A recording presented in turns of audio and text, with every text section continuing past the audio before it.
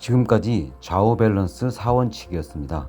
그런데 일부에서 보았던 전후 밸런스의 4원칙도 있습니다. 이걸 다 적용해도 안 된다면 하드웨어의 문제일 수도 있습니다.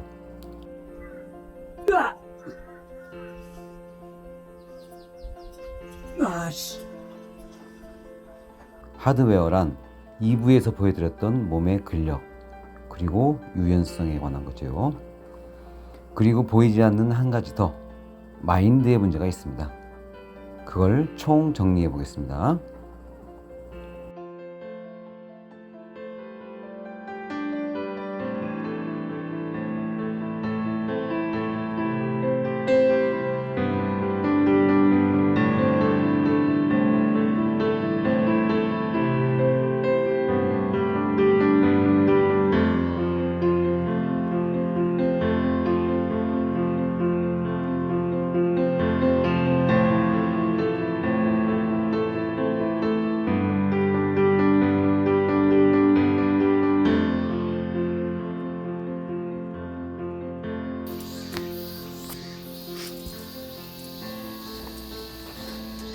이론과 실전의 거리는 멀고도 멀지만 서로를 필요로 하는 것이 분명합니다.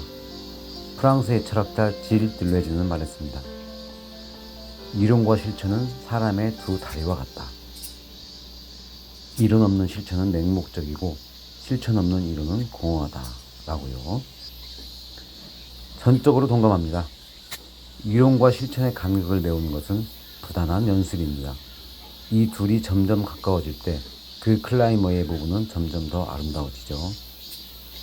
퍼포먼스의 최정점은 아름다움이라고 생각합니다.